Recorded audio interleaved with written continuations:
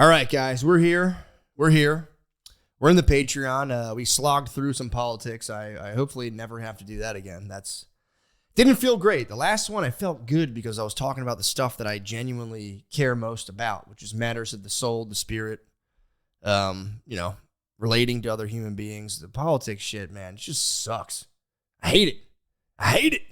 But it is part of life. It must be dealt with.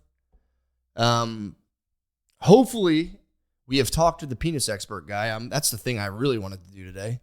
The longer I talk to that penis guy, the more I'm going to shrink down the political conversation. So in a perfect world, I don't know what's going to happen yet because I'm literally like talking to him after I did this one and then splicing it back in. Total peek under the hood. Hopefully what happened is I get to talk to the penis guy for so long that like political talk is at like 15 minutes maximum because I think it's at like 45 fucking minutes of my dumbass talking about the election and all that Trump shooting shit. Hopefully we talked a lot of dicks and not a lot about the country because, at the end of the day, it is just you and your fucking dick. But speaking of my dick and what it's been up to, I have entered a very sweet period domestically. I think I'm done having the power struggle with my wife. They say that the first 5 years of every marriage is a just nonstop power struggle. And I for real think our power struggle's ending and we're finally on the same fucking team, dude. It's the best thing in the world, dude. Hey, I got to do this. Oh yeah, cool, no problem. I guess some couples naturally just enter into that right away. But like for us, it was just this like, for the first little bit, and it's nothing, we were just goddamn kids in love. Dude. We didn't know. But you do this thing where like, everyone brings all this shit to a relationship and it's like, hey, I got to do this. Yeah, but I got to do that. And there's all these interpersonal fucking dynamics going on where it's like, well, you're going to the standard shit, dude. Standard shit. And then me being like, will you stop fucking saying that I'm messy? I'm not messy. I just didn't want to clean my plate yet. We're both just being fucking jerks. Not all the time, but enough. We're conflicting. It's a normal thing in relationships. We're conflicting. And it all comes from at least what I've seen. There's a power struggle. Who gets to, at the end of the day, somebody is going to kind of dictate the state of affairs more than the other person. It is what it is, man. You know what I mean? And here's the thing. I don't relish in the fact. I'm not trying to be like, yeah, you do what I say, bitch. I don't want it to be like that. I want both of us to be free and all that stuff. And, through a lot of hard work and, and when we say hard work in relationships, I'd always be like, what the fuck are you talking about, dude? Whenever I had a girlfriend, I would just like sit at her house and just go like, and then like try to get pussy eventually. That was all I ever, I had no experience in relating to another human being. Even just to like date. That's like hang out and like go to the movies and like just do that. Like entertain ourselves with, but when you're married and you're like shaping the lives of children, of literally the future, the two most, you don't care about anyone more. You have to like have this dynamic with this other person so that like you both have the best life possible and then your kids have the best life possible. And I'll be honest, man, the start was a little rocky. It was a little bit rocky, dude. Nothing, maybe a couple of crazy, but nothing that crazy. I don't know. I'm not going to kiss and tell, dude. I don't know if that applies to kissing and telling. It was a challenge. And we've worked through it, kept the faith in each other, dude. You know how fucking hard that is? When things get real rocky and you're like, you fucking bitch, I don't fucking need this shit. Somehow, some way, I was like, dude, stick it out. And I did. And right now, I swear to God, my home life is sweet. And this might be too much information. Nobody wants to hear about this stuff. But dude, the divorce rate is what is the divorce rate at, Lemaire? 60 fucking percent? Now, I think the national average is 60%. So I think it's appropriate to talk about the fact that like, there's conflict. Early on in relationships, there's conflict, and that we're obviously not bound by the same societal expectation of really stick it out. But I'm starting to see there. I think there is something very, very valuable in like really riding it out. You got those stats for me? 40. Has it dropped? I think it was at whatever. It's 50-50 shot. I think it dropped. I think it was higher. And also I think it varies regionally. But the fact remains, like there's parts in California, I think it's like 65%. And divorce has dropped. There we go. Hell yeah, dude. I'd like to think I contributed 0.00001% to that. But yeah, it's hard, man. Like you both want to do different things. You both have different visions of life. You both have different tolerance for risk and, this and that. And man, I do want to commend my sweet baby, dude. She picked up, moved to Texas with me and moved our kids. It was a lot, dude. And it was like, we finally hit this point here where it's easy, man. I'm like, what do you need from me today? Here's what I need from you today. We kind of have a little powwow and we just been living our lives, dude. It's been, and if you haven't been in, I can't explain this, dude, but like, if you're in a place in a marriage where there's like a lot of pushback against seemingly minor things, it's like hellish because you're like, why are you doing this to me? But you're also, reversely doing a thing in their experience to them. The power struggle's over, dude. It's just us chilling, helping each other out. We have calendars, we have schedules. I'm like, and if I'm gone for a while, I know she's being stressed out with the kids. It's like, yo, bro, you go chill.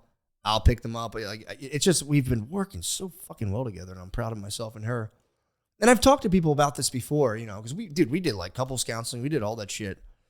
And I've heard a lot of people say, especially about couples counseling, it gets branched under like, I don't need fucking therapy, dude. I'm going to die of a heart attack in 5 years. I don't like, whatever, man. I hear a lot of dudes just silently stew.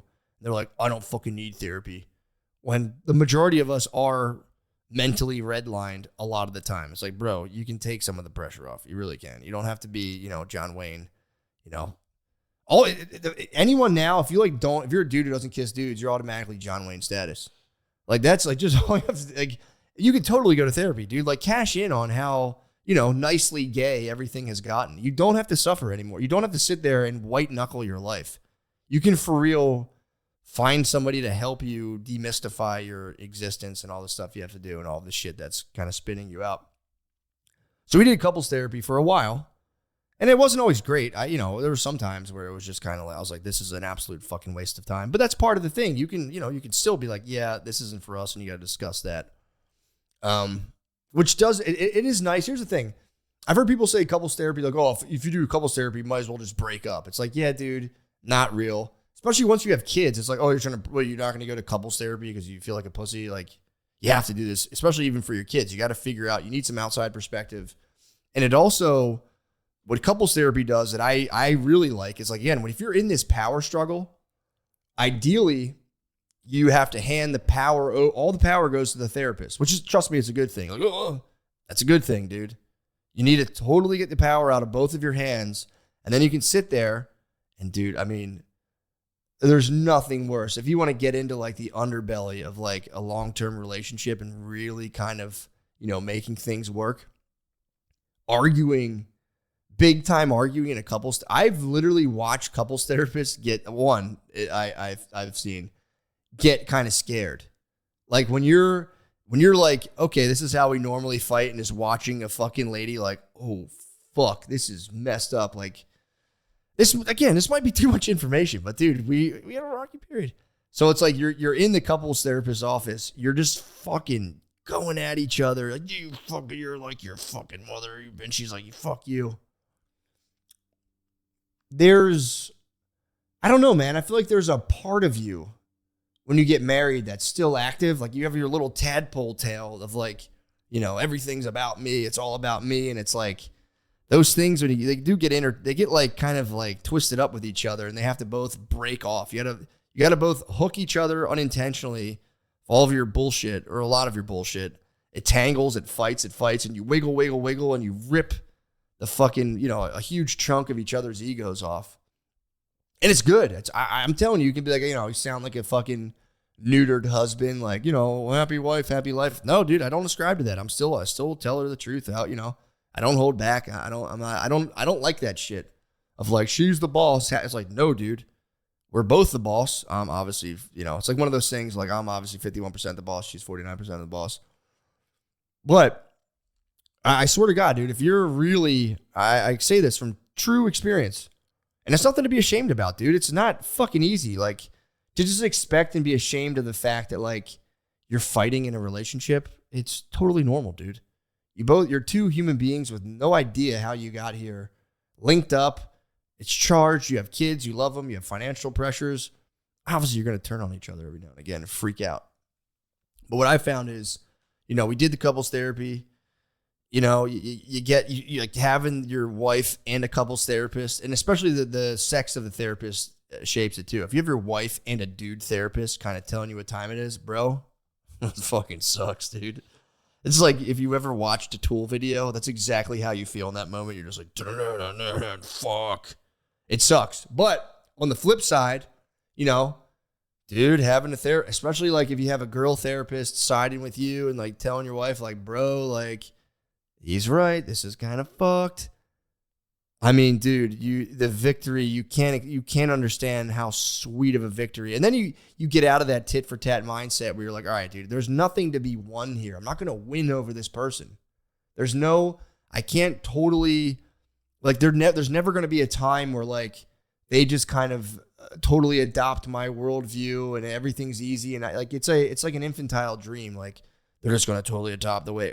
If you think that's going on, the huge chances they're just not speaking up for themselves, and one day they're going to fucking explode. So, I say all that to say this: we did all that shit. We did, and even like we had a lady therapist, very nice lady, but I truly didn't think she could handle our caliber of like, people fight differently, man. Some people it's just kind of like, I told you that. That's one level of fighting, and then there's kind of like, fuck you, I'm leaving fighting all the time, and we were somewhere between those two. But what I'm trying to say is, what the hell am I trying to say? Oh, what I'm trying to say is you like, even when you're like, you get to the point where you're just fucking revved up, your heart's going 120 beats a minute, you're just like, I can't fucking do this anymore. We both hung in there, for ourselves, for the sake of the family. Because we want to keep our family, dude. We want to keep our family together, do what we have to do. And we really did, both of us, dude. We did all the stuff. But you have like these, maybe if you do it by yourself, God bless you. But we absolutely needed couples therapists. And just to work out. It wasn't even like there was no big things. There was no big betrayals or anything. It was just like, how do we both get through the day, do what we need to do, and not fucking just completely melt down and turn on each other? Because I can speak for myself. I have a huge chunk of my brain still engaged in toddler brain that I've been trying to get out of. It's like just getting like furious over something. Like, what the fuck do you mean? You know how fucking important it is? All that bullshit. You go through this whole thing. You find a couples therapist. You hope to God they know what they're doing, because like you don't know what you're doing. But then after you go for a while, I was able to be like, look, this lady, she's a sweet lady. She's not getting the job done, dude. She's like, I see her, like, she's freezing up, like, and maybe that was just her tactic, but I'm like, no, we need someone who's going to really be more comfortable with our level of just chaos. So we found another guy. There's this guy who is, dude, he's fantastic. I thought he was honestly fantastic. He helped us out a lot. And he could really, like, when shit got gnarly, he would just, you could tell he's been in the cauldron before. And he was like, yeah, bro, whatever. He's been there before. Like, different people can witness different levels of just weirdness. And my whole point is, what the hell was I going to say? Oh, it was funny because I don't know if this was just in my head, but there was times, especially towards like the end, we got pretty good. Things started working better and better, and it was better and better and better and better. But then there's still be times when, like, you're doing the therapy talk. You're like, well, when you do that, it makes me feel like, and that stuff does actually work, by the way, because you're not like villainizing the person right away, and they're not like automatically in a hot seat. Because whenever you're like, you know what your fucking problem is? It's just their heart rate goes up 1,000%. They attack you back and you freak out. So like there were times where like we're getting it together. And it really, so much of it is the way you communicate. I swear to God, it sounds, you can say, oh, whatever, I'm not talking like that. Well, hey man, you could join the 47%, or just be in an unhappy marriage and, bum everybody out. It sucks. But, we're learning how to like talk to each other in a way that's a little more respectful, less accusatory. There's also that, it's called the fundamental attribution error, where it's like when you're dealing with a person and you just kind of assume if they're doing something to bother you, you can be like, this is an inherent flaw in their character. This is something that goes to the core of this person, rather than being like, oh, they're just flustered right now because of X, Y, and Z. You can attribute their actions to an internal fixed thing, or just an external thing, like, oh, they had a tough day and this is why they're freaking out. They're actually a good person at their heart, but something bad happened. They're spazzing out. I don't have to like, when I start perceiving this is a bad person, that's when like stuff really falls apart. So either way, my whole point is, towards the end of it, we're like, we're getting pretty good, but we still have our moments when we just like fucking morons, just the way we talk to each other. It's be terrible. there was a thing that like, I don't know if this is in my head, but I'm like, she's talking, we're like hashing out like a conflict. She's saying things, maybe gives me a little bar, but I'm fucking, I'm just waiting. Like, I'm going to fuck this bitch up. Wait till I get her back. And then, and I'm doing it like, no, I'm totally calm. I'm fucking freaking out inside. I'm like, I can definitely crush her. And like, I can keep my composure a lot better, but I'm still like inside. I'm just, it's an inferno within me. I'm like, I'm going to absolutely dunk on this bitch when it's my turn to talk. So I'm like, and she says a little thing. And, it's like, I genuinely don't remember what it is. It's a charged thing and it's my turn to talk. And I like this guy, I can tell, bro, he's like a guy, like in the movie Mission Impossible, just ducking lasers, just moving so eloquently through this space. And then out of nowhere, I'd be like, yeah, she's like her fucking mom. That's all. She's there to the fucking set. And dude, and I remember just watching this guy just after he spent so much time cooling out the situation, building little bridges between us, just me just kicking it over like a toddler, knocking over blocks and just looking at him through a computer screen and look at me going, dude, what the fuck are you doing? That was kind of a nice moment to be like, oh, this guy really cares and he's actually trying to help us. And I am truly being a dickhead. And I got to just be like, oh, I'm sorry, man. Like, there's nothing worse, dude. When you're in the couples counseling session, your babe scoots away from you. You got to be like, nah, come on, babe. I'm sorry. But God damn it, an era of peace is upon us, man. It's beautiful. It's beautiful. Now, honestly, I will say, look, I never stop reading about stuff to help just make my life easier and better. And I truly do like just kind of putting that stuff out in the world. And you can kind of be a hard ass about it and be like, I don't care about that shit. Hey, man, I truly wish you all the best. And if you truly don't need any of this shit, God bless you. It's young brothers like me that absolutely do need it. So, it's just something I'm interested in and I like to talk about. But one of the things that I really like, I pick up different books here and there. Right now, I got two that I think have been really helping me in terms of like stuff to chill me out. And the first one, I can't remember it. I'll try to. It's written by a guy. Dude, it's so good. I might start doing Aikido, dude. Fuck jiu-jitsu. I might become an Aikido master. But he was John Denver's bodyguard, I think, or like security guy. I think his name's Thomas Crum. Google Thomas Crum, Lemaire. I think it might be Thomas Crum. But he was it's CRUM, Thomas Crum. But first of all, I'll take you through the whole thing. So I'm doing this workbook right now. The art and practice of living with nothing and no one against you. Which, right away that title can just send red flags off in your head. Like, oh yeah, I don't have anyone against me. I get it, dude. Like, especially if you're like, you live in an area where like people could for real kill you. Like, yeah, dude, you have dudes. There he is, dude, Thomas Crum. So I'm reading the art and practice of living with no one and nothing against you. And it's like, you could read it yourself. I'm not all the way through it. I wouldn't sit there and be like, yeah, definitely get this. Definitely. I don't know yet. But the whole idea that they put it forth in this book, and dude, it's for real been helping me like a lot, whether it like, whether I just, it really disarms you and it takes a lot of your defenses away. So you can kind of just like live your life without worrying all the time about like being attacked or having like people being kind of oppositional towards you or, threatening in any sense. So you can fully express yourself and, live on your values on your cue card, which your cue card is obviously your quantum state when you're living in wave reality rather than collapsed particle reality due to your, egoic attachments to your story. But I have been doing a little thing from this book. And the whole idea is that everyone was sent here to do something. We were sent here to do a specific thing and to do it as well as possible. But the problem is we get hooked in on our little stories. Like, I don't want, I'm supposed to be this way. And if, this happens, that's going to affect me negatively and all this other bad stuff's going to happen. He goes, yeah, bro, welcome to particle reality. And the whole thing's based on the double slit experiment where there's like when scientists, I think in the late 1800s, were trying to figure out what is light? Is light a wave? Is it a particle? What the fuck is it? I've obviously talked double slit before and I'll talk about it again. So they did the double slit experiment where they shot light through a box with, slits. And they were like, we'll see how it hits the back of the box. And it'll be able to tell us, I guess, I don't know what kind of fucking sick ass magnifying glass they have or whatever the thing's called. What the fuck's that thing called again? Magnoscope. Duh. Sick. I've been out of school for a long time. Forgive me. They had somehow they have a magnetoscope where a light can hit the wall and they can look at the wall and see particles, I guess. And they found that when it's not looked at, it behaved as a wave. And as soon as they did a fucking like a thing observing, as soon as consciousness was applied to the situation, it acted as a particle. So it's like light is a wave according to this experiment. It behaves as a wave. And when consciousness, when you look at it, it collapses into particle reality. Dude, I don't know what that means, but all I'm saying is the thing that translates to me is like, I can definitely get down with existing in quantum wave state. Because the idea is the wave state is infinite potential. It sounds like borderline like The Secret, like manifesting stuff, which I totally get. I get it's gay and stupid. I totally get that.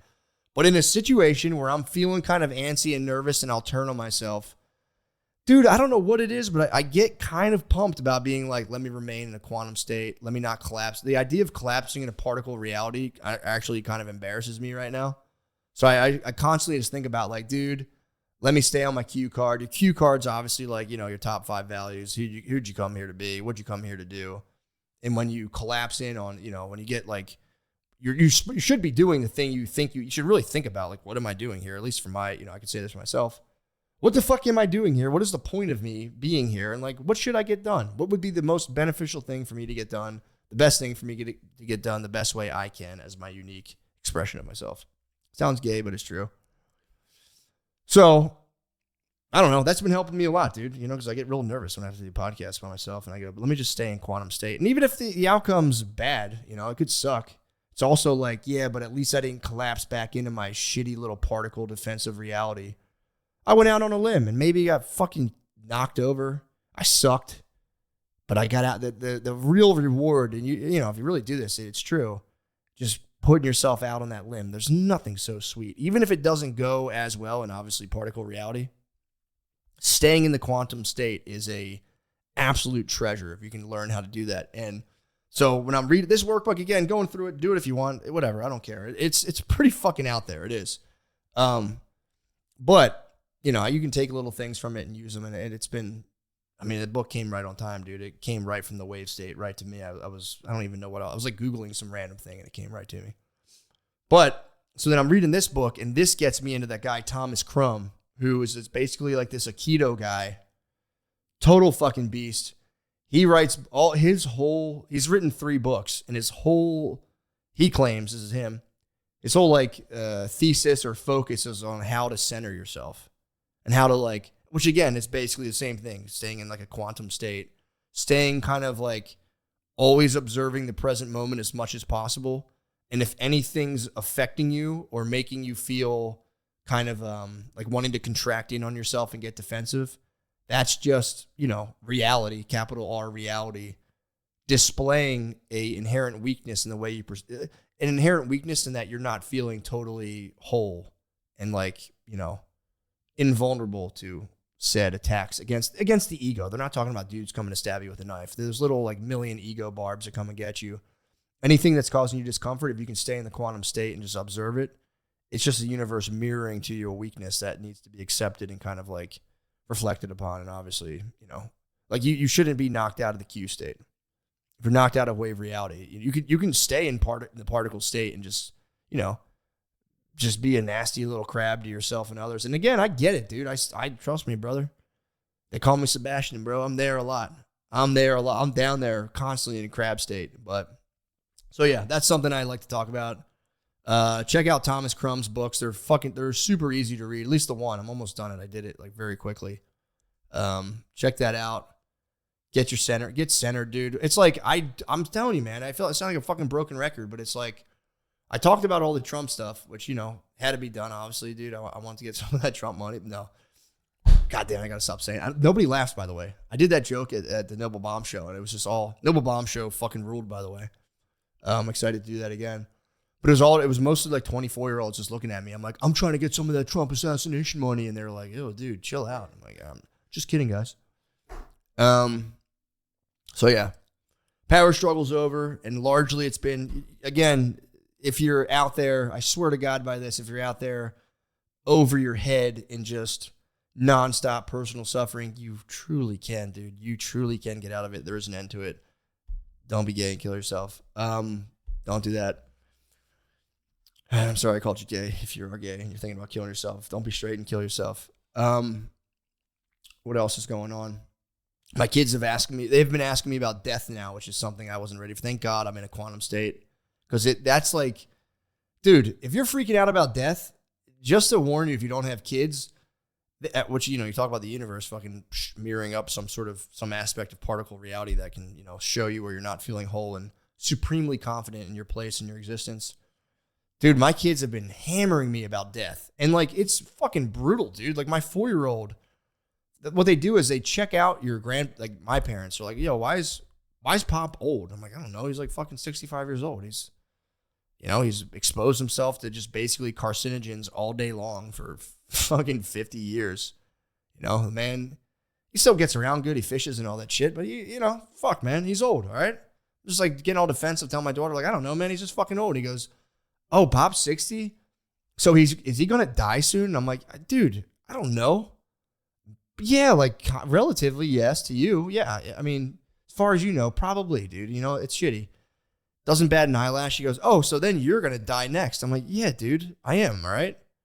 Like, I don't, like, same thing happened. Me and my wife had to do a will. My wife's asking me all these fucking ruthless questions. Like, so if you die on a plane crash, I'm like, dude, I don't want to talk about this right now, And I'm not like that freak. I'm not the most freaked out about death, but, like, you hit me on a Tuesday afternoon, I don't want to start thinking about this shit. So my daughter has just been absolutely crushing me about death. And it's like, it is one of those things you do have to champ. You can't be a bitch about death when you have kids, because, like, you are going to die, and you have to, like, somehow face that a little bit nobly in front of your kids. Because it's like, if you're a complete bitch in life, which, I've been for a lot of mine. Obviously, I slip in and out of it. Particle, and I mean, I'm just trying to stay in that wave state.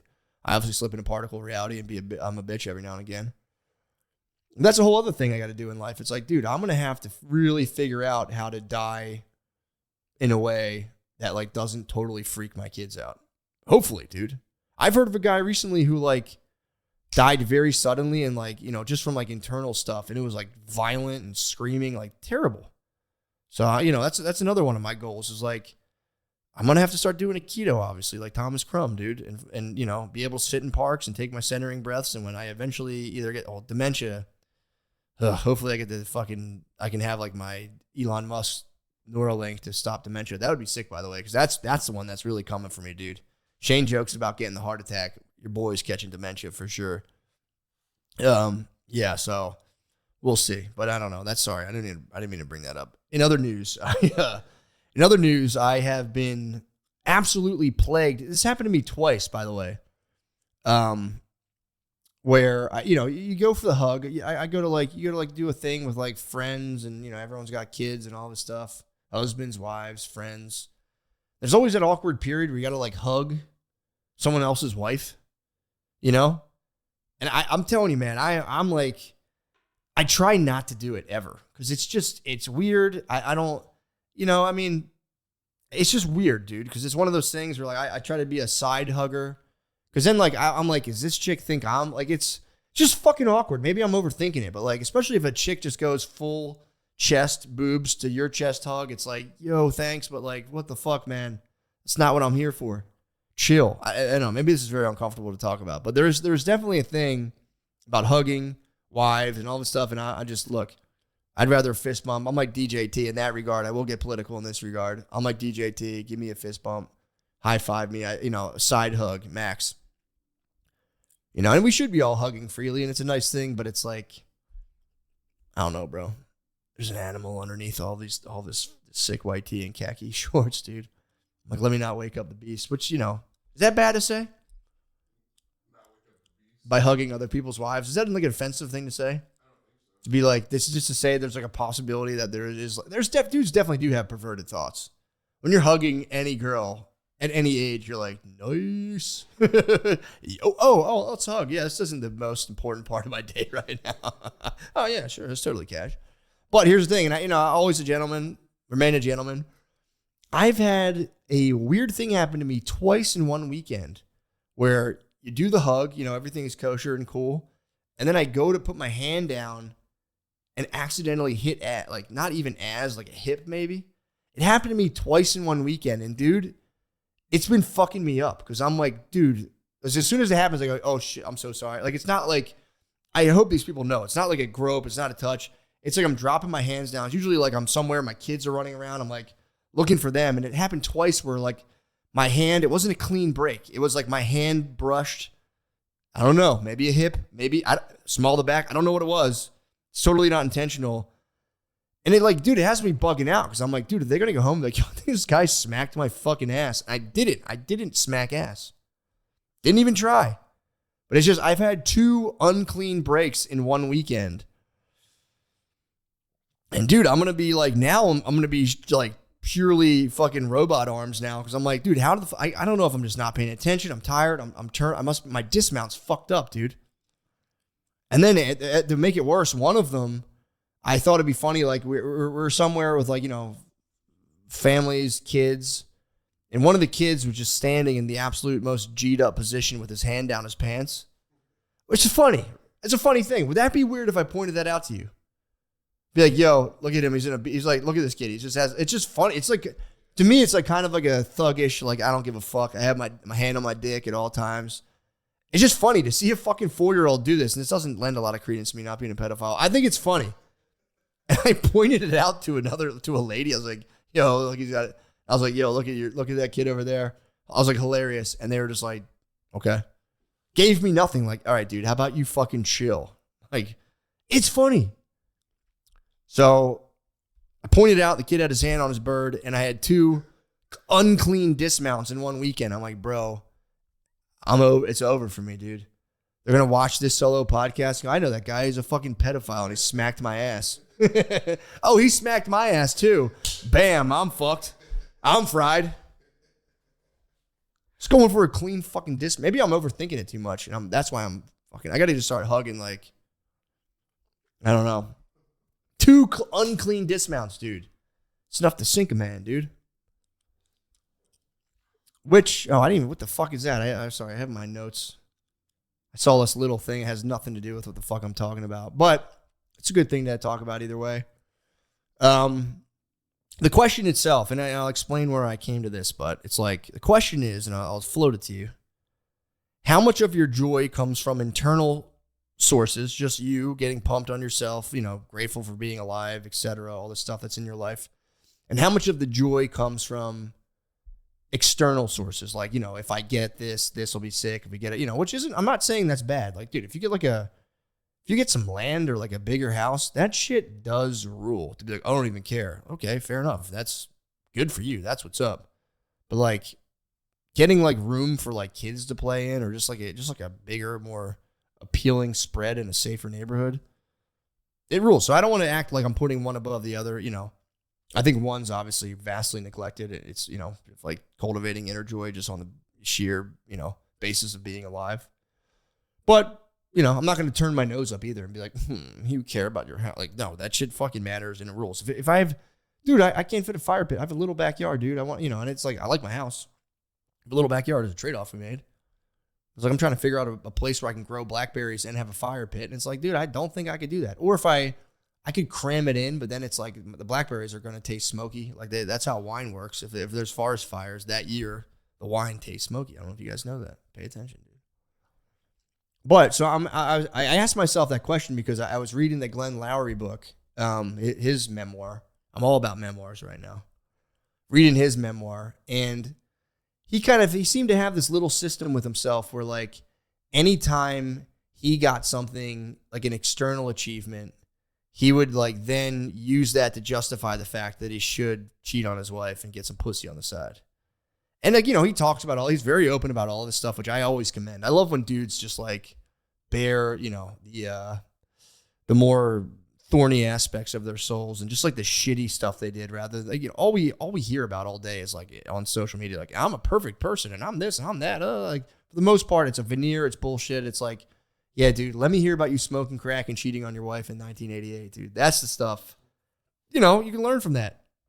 But the thing that was so interesting to me was like every time like he would do something good, and he had this thing in his head where he was like, dude, I'm getting tapped for like a cabinet position in the White House in the Reagan administration. I should be fucking so many chicks right. It's only right. And that was like the question I have. It's like, how much do you deserve? And if your joy is, let's say, overwhelmingly placed in the bucket of, say, the externals, as the Stoics like to call it. Dudes love Stoicism. I love it, dude. Dude, have you fucking checked out Stoicism, dude? Dudes love Stoicism, and that's the big thing, which, again, shout out to Stoicism for that. It's not the end-all, be-all for me philosophically, but I do think it points people, in my opinion, the right direction of, like, how much joy do you derive from the externals versus how much joy do you derive from the internals of, like, just, basically your demeanor, spirit, how you feel from day to day, or, like your knowledge of stuff, the stuff that can fortify, a person, as opposed to just kind of like the dopamine rush of, like, yes, I got another job. Yes, I got another. And that's a question I've been asking myself. I go, how much do you deserve? It's not like deserve. Like, you can get what you can literally kind of do whatever you want for the most part. Well, to an extent, like, we can all agree Martin Shkreli, when he, like, patented, I don't know what it was, like an AIDS or cancer medication. Was it AIDS or cancer? AIDS. He got that AIDS patent. And it's like, you can say we live in a free market. He totally, he capitalized on a business opportunity. But then the public consensus was like, bro, you're a piece of shit. Don't do that, And it's like, yeah, it's totally fair to look at that and go, oh, yeah, that's kind of gross. But then that's like an easy black and white kind of thing. Like, you're going to raise the price and make it harder for people to get AIDS medication when you could just buy it and make money off it normally, just keeping it kind of low. So that's like that's an easy one to delineate. Like, yeah, that's shitty and that's bad. But then it's like, all right, well, what if, obviously you're not a millionaire and you can't buy patents on AIDS medication? Like, not even how much you deserve, but like, when do you stop in terms of like getting the stuff that signifies and makes you feel good externally? You have a big house, nice area, blah, blah, blah. Where does that stop? Is that a never-ending rabbit hole, or do you one day say, you know what, man? I have what I need. If things slowly and incrementally get better, great. But I have what I need. Now I'm going to cultivate my inner stuff so I can just start, exuding joy to myself internally and trying to kind of spread that as much as possible, because I don't need to, like, step on anyone's neck to get another $1,000. I feel pretty secure. Like, where does that stop and where does that start? Honestly, I don't have an answer to that question. That's just a question I've been ruminating. That's something that's been flipping through my head. And I don't know. I think it's something to think about, Solo podcast. Hello. Hello. It's just me. Sometimes you just get a question. That's all. God damn it, man. Thank you guys so much for being here, dude. It's so cool you guys are here with me right now. This feels so much better than talking about politics. You guys have no idea. But let's see. I'll get the fuck out of here soon. But I have, oh boy. I was talking to I have a cousin here down in Texas way. He's a young man. He's a strapping young man. And I got to hang out with him recently. It was really nice, man. I went over to his house, chilled out. This part of my family grew up in Texas. I grew up obviously in Pennsylvania, but like, I've been seeing them more and more now that I'm down here. So I went and chilled with the young bro. And we were just chatting it up, dude, how things are going, what he's up to. And it's fun. It's fun for me to just watch, there's a man, like, let's say, like, relatively fresh out of college and, whole life ahead of him. It's like, it's energizing. He'd be like, oh yeah, dude, I remember that. That's kind of sick, dude. You get out. It's just like, you get to do, like, it's like you get to do all the adult stuff you wanted to do when you were a kid, and you're still youthful. So you can, like, you're not burdened with great responsibilities. I think it's a very, very fun time of your life that I think gets increasingly darker and darker until you, like, freak out when you're 30. But that early period of the early 20s in your life, man, it is truly fun. That I think, hopefully, for me personally, just like became like a living nightmare eventually, as you realize, the tactics you're applying to your life are just horrible and, whatever, not really serving, not even yourself really. But, and he's not, obviously, we're different people. He's a good kid. I'm but there's something to that where it's like, you don't know. You're just out there. You're young. Everything's fucking exciting. Like, you just go out and fuck, man. It's so fun.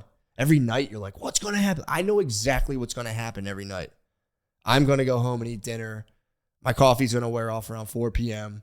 I'm going to play puzzles and flashcards with my kids. And and I love it. There's a piece to it, but there's also like, dude, when you're 22 and it's Saturday night and you have like 5 beers in you, talk about a fucking quantum state, dude. You are truly in you're quantum in particle reality. I don't want to fry your guys' brains. Obviously read the fucking Art of Practice of Living with No One and Nothing Against You. But the world's still, the future is totally unwritten. It's very fun. But, and it was fun. It was fun to hang out and talk. But then he started talking about, we were talking about like vape cartridges. And I didn't realize he had his hands on vape cartridges in high school. That's how young this man is. And I was like, yeah. First of all, I felt a pang of guilt because I used to sell vape cartridges. And for sure, a lot of those got, I never sold them to I want to tell you guys should say I'm a pedophile. You can't say I knowingly sold any vape cartridges to high schoolers. But if you do sell weed, there are people who kind of like will be crushing it like at a lightning fast level. Like, the average person, you hit them with a quarter pound of weed, and maybe a week or two. There's some dudes you give a quarter pound of weed to, and like in like 2 days it's gone. You go, brother, what did you do with this? And then later you find out like, oh, dude, he's selling it to high schoolers. And you're like, oh shit, dude, stop it. But either way, I was like, and I think I did have. I'm trying to recall if I ever ran into that situation. I think I've heard of people like after the fact, like, yeah, he was selling to high schoolers, and be like, fucking god damn it, that motherfucker.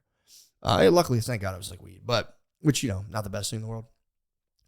But the vape carts, I was like, oh my God, dude, I forgot. Like that was like towards the end of selling weed when it was kind of like just becoming this weird fucking like confusing thing and prices were dropping. And like, but then these vape cartridges came into play. I'm like, what the fuck are these things? He had them in high school, which is crazy. The thing that made me laugh is he was like, he was saying him and his friends. First of all, you can when you have vape cartridges in high school, you can just get high as fuck in your room, no problem. Like, dude, to get high in your room when I was a kid was a major accomplishment. You got to like smoke weed and blow it through a paper towel with a Febreze thing out of a window, and then hope to God, like if my parents smelled burning weed at all. It would have been like, dude, it would have been apocalyptic. Like some people, I knew people who got caught and their parents would be like, really? Dude, it would have been like a SWAT team breaking into my room, thrown on the floor. It would have been awful. So I lived in like mortal fear of like I would be with people that would smoke weed in their rooms and I'd be like, bro, you're out of your fucking mind. But people would get away, like in their basement too. Like I was like, all right, pop up the storm door. I was like a little more comfortable with that. It's not like, if it was an unfinished basement too, like, But my cousin's telling me, he's like, bro, like, yeah, dude, we would just go into like my friend's room, and they used to call it the new dimension, where they, as high schoolers, they would just fucking, and nobody smokes weed harder than, like, the way you smoke weed in high school and college it's for real insane. Like, you get as high as fucking possible. You don't know like the limits. You don't even know what could happen. You're like, this is just sweet. So they would get a vape cartridge between them. And in the beginning, the vape cartridges were just dirty, dude. They were disgusting. I was like, I used to have ones that had like a for real candle. They had like a nylon candle wick inside of them. It's gross, dude. They were made with like vegetable glycerin, like MCT oil, shit you're not supposed to breathe in. But he was saying they would do a thing called the new dimension where they would take a vape cartridge and just, you're hitting this thing like a crack pipe, passing it back and forth while you're blasting like dubstep or some sort of tunes. And you just keep rocking with this thing, almost like DMT, until you just physically are unable to smoke it anymore. And he said they would just like, they would all get into the new dimension. I don't know why. It made me laugh so hard to think about just like what that meant for it to be in, like, dude, if I had vape cartridges in high school, I'd probably be on heroin right now. I would have been high all of the time. Because the problem with like not smoke, it was like I would smell like it, so I had to be really careful about how I did it and all that stuff. It made me for real like think about kids who are in their early 20s and be like, damn, dude, I didn't even think about that. You got hit with the internet and just 24/7 to praising Jah and blazing up. And I'm like, I don't know. It makes me look at I forget the generation gap, Gen Z or whatever the fuck they're called, and be like, damn, bro, I never thought about that. You guys had obviously from birth to now, high-speed internet pornography and vape cartridges. It's like, it makes me really think about it. Like, damn, dude, I tip my hat to you guys. I honestly do. That's no fucking joke, man. I had a good half of my life, no internet, straight up frontier settler status. And it's like, you were born into the future, and vape carts in high school, dude, with Instagram, with fucking like, naked pics of shit. Like, dude, that's, God bless you, brothers, dude. I hope you got, look, I can't, there's nothing I can even tell. You guys are on a fucking spaceship right now. There's nothing I can tell you. But I started thinking about drugs, and I'm like, damn, dude, that's fucked up. I hope none of my vape carts have ever made it to high schools. But also, the thing I've noticed too is cocaine is just like acceptable now. It was like when I was in high school, it was like, yo, bro, what the fuck are you? I mean, there were people who did it in high school. But now, like, there's memes. It's just like the same way there was like Harold and Kumar stoner culture. There's coke culture now, where there's memes like when your boy gets the bag and you see your boy with the bag you went fit half and half on, and he has a girl, and it's just a guy like, no. It's like, dude, there's coke memes now. And dude, coke is so accepted right now. It's like, it's totally, I'm odd man out. If I'm in a social setting, people are talking about doing blow, and it's always the same talk, like, oh, bro, I can't. But, I mean, every single time. And it's like, stop. I hate coke. I'm in the minority position. I always hated cocaine. I've never tried it. And I think it sucks. I dislike it. Lemaire, you do it, don't you? No. When's the last time you did it? God damn it, Lemaire. Knock it off with the coke. I hate cocaine. And you just hear people talk about it like it's nothing. And it's like, dude, that shit, here's the thing. You can like gracefully, like, you can't keep blazing as hard as you blazed in high school and college, obviously. I mean, maybe there's some dudes out there that rip dabs and somehow keep it all together. I can't. I got that like mild schizophrenia bug where like I will become untethered. If I'm high all the time and like trying to go out in the world and do stuff, it doesn't work for me. But you can also gracefully age where like you're a little older and you can kind of smoke a joint here and there. Dude, when you're like 50 and you try to like bust a line with your bros, sad. It's so sad, dude. To see find your father like huddled over in a shed at a family party, just fucking like just ripping lines of coke at you. With coke, you have to stop. You have to put a hard stop on it. So it's like you just don't start. And my second argument is it's for girls. The same way people are like therapy stuff, it's for girls. I say no, it's not. Obviously, every person has to go on their inner journey to become, the greatest person they can obviously be. That's actually like tale as old as time. All the great warriors of time are on my side, and they call you a girl. But like doing coke is for girls. I swear to God, if you're doing coke, there's no. I get it. I totally. Well, I've never done it, so I do understand the allure, because the thing I have seen about coke, and I'll do pros and cons. Hot chicks love it. If you want to be around the hottest chicks with the loosest morals to do sex stuff, you could build an argument, because it's like I'm no stranger to coke sluts. I've seen them before. They never really crossed my plane, and I've never pleasured one. We never got to enter like into the connect sexually. That's what I'm trying to say. But I get the allure. They're like skinny, slutty coke ladies, and maybe you catch them on the wave when they're just kind of like, oh, what's this? Like a small town Midwestern girl, like, I guess I'll give this, or however they talk, I'll give this a try. Oh. You have to catch them when they're like, they're still, you're drinking, you're partying, you get the, whatever. I'm not going to get into that. That's just the perverted bullshit that I'm trying to get myself away from. But it's bad, man. That's one thing. And look, maybe I sound like an old timer alarmist, but it's like, knock off the coke, dude. It's a trap. It's bad. There's no like, at least when you smoke weed, you get like cool ideas. You have a couple drinks with your bros. It's like, there's some camaraderie there. And maybe does coke increase camaraderie? Do you feel like a bond with people after you've done blow together? Yeah. Fuck. Okay, never mind. This is a solo pod, but that's good to know. I guess there is kind of like I guess it's kind of like, yeah, but I think it might be like the same camaraderie between dudes who get hookers. Same thing. It's like, bro, we've done dirt. We have a dirty little secret between us. I get that. But you guys can just like jerk off together. You don't have to do coke. You don't have to do coke. If anyone does coke, it should be new parents. It should be reserved. It should be like the purest Coke available for people who have like babies. It should be like a rum springer where like you never do it your whole life. Then as soon as you have a little kid, you and your wife just start fucking, I got her. Just 2:00 in the morning, like, yeah, through a monitor is fucking, I got her. Push her in a stroller for like a mile. I don't know. I don't know shit about Coke. I think it's bad. Look, that's where you'll catch me being old fashioned, man. I can't do it. It would fucking spin me out. One of my heroes, George Harrison, got fucked up on Coke. He totally fucked up on Coke, dude. He embarrassed himself. That dude was the man. You see him in the 80s. He's still the man. Obviously, the guy was a beast, but yeah, he got all spun out on Coke. Huh? Yeah, he was a Beatle. He's arguably my favorite Beatle. But yeah, man, this is my last thing, and I'll get the fuck out of here. And I can try to stretch this to an hour, but it's for real run its course. My sleep deprivation. I've waged war against my own sleep deprivation, Lemaire. I'm waging war. Lemaire, it's a solo putt now. I've waged war against my sleep deprivation. It's not right, dude.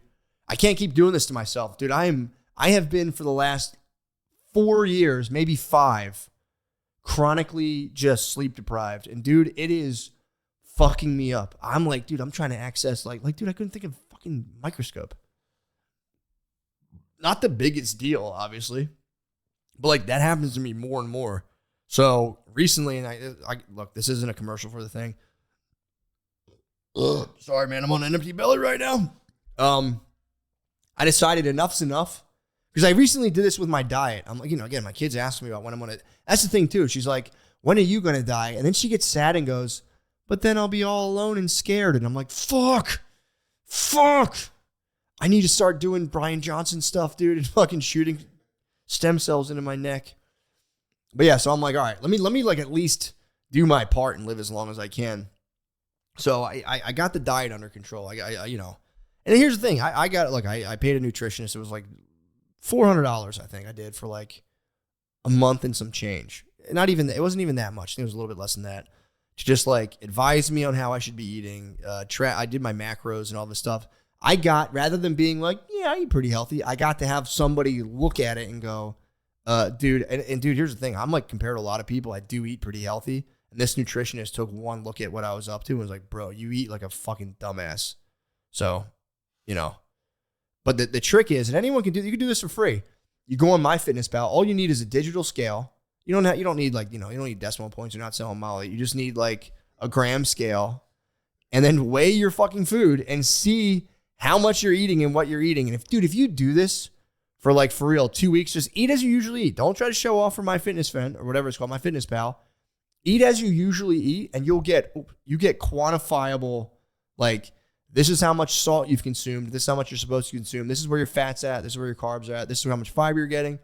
Dude, and it was like, for real, like really eye-opening for me. And it's like, you can do this if you want. Look, you could be like, fuck that, I'm not doing it. That's fine, dude.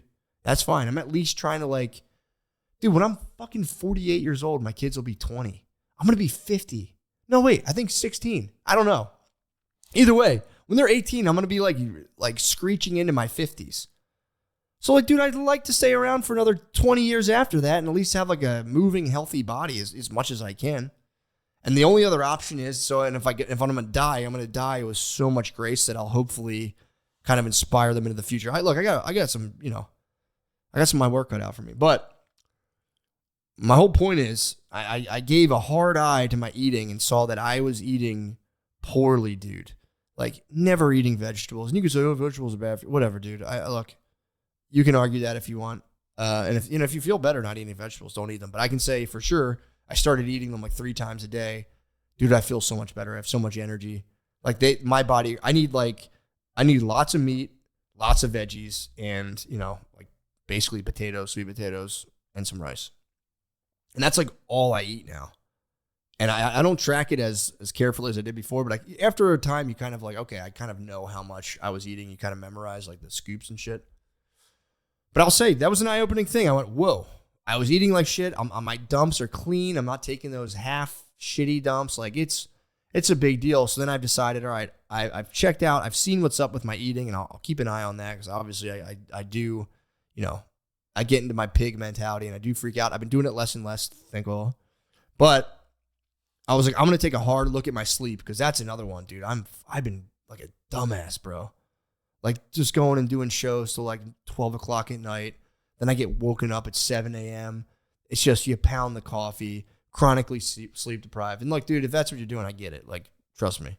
I got more free time than I'm busy, but I'm self-busy. I could chill, but I don't. But the point is I wake up sleep deprived more often than not, pound coffee till like it literally doesn't even work anymore. Now I'm sensitive to stimulants, by the way, as you can probably tell. And if I'm hitting it to the point where it's not working, it's like, bro, I'm like, this is really unhealthy shit, dude. I'm gonna give myself fucking Parkinson's doing this stuff. You know, over the course, if I do this for 20 years, it's like it's a wrap, bro. I'll just pass out, die. Maybe I'm being a drama bitch, but I'm serious, dude. Like, it fucks you up. So, all that, long story short, God damn it, I'm really trying to get to this. I do like getting to the hour mark. Long story short, I'm not trying to be long-winded for the sake of it. Long story short, I bought an Aura ring, which again, don't get one. If you don't need one, you can figure out a different way to do this. Get a Whoop band, whatever. I don't care what you get. You get Apple Watch, whatever. The point is, I'm going to start getting. I heard the Aura ring is the best in terms of sleep tracking. You can argue. I don't fucking know. I just heard that from my one friend who's really into that stuff. So I got the Aura ring just to track my sleep, and I will. And you guys, just like Brian Johnson himself, I'm going to be running experiments to see, like, when do I cut off caffeine? How does that affect my sleep quality? How does smoking weed affect the sleep quality? A night of drinking. And then I'm going to just basically run a sleep experiment on myself using the Aura ring for metrics. As you can probably tell, last night, my readiness score, I basically got 87 out of 100. I got 7 hours of sleep, even though it was interrupted twice by my motherfucking daughter.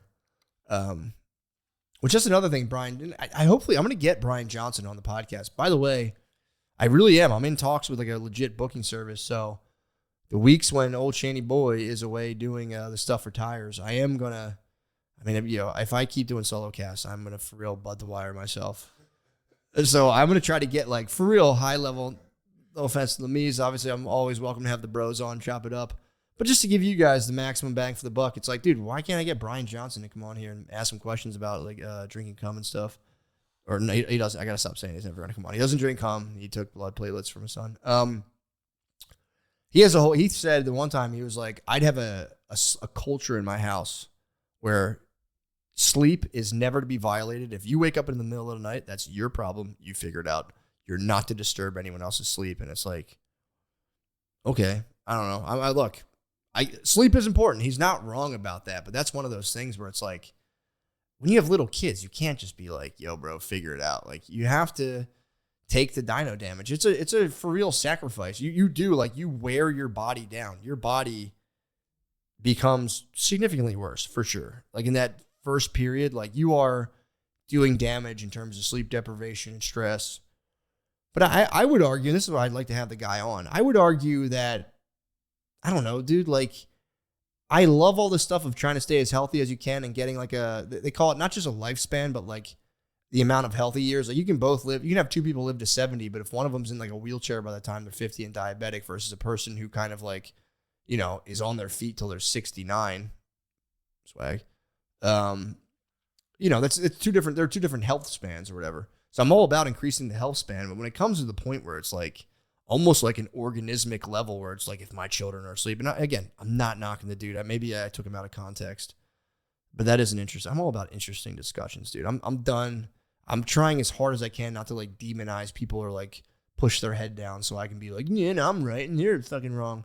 But it is like kind of a weird thing to be like, dude, you're like, for babies, for what? So curious about that. But my ass, bro, shit. I'm up at all hours of the night. Maybe I should be a little tougher. Maybe I'm fucking my kids up. I don't know. Maybe I should tell those guys to shut the fuck up and go to sleep. You know what they used to do to me, Lemaire? They used to lock me in a fucking room. When I was a little kid, they deadbolted the outside of my door, and they were like, figure it out, pussy. So we were running a pretty much Brian Johnson protocol. And we're at an hour. Guys, thank you so much. Yo, guys. All I'm saying is, yeah, things are a little weird. Things are different, but I could disappear inside myself and make excuses, but it's like, you know what? Why not face this thing? Do as good as I can, And, if it sucks, I'll show my ass, dude. Who cares? Love you guys. Have a good one. See ya.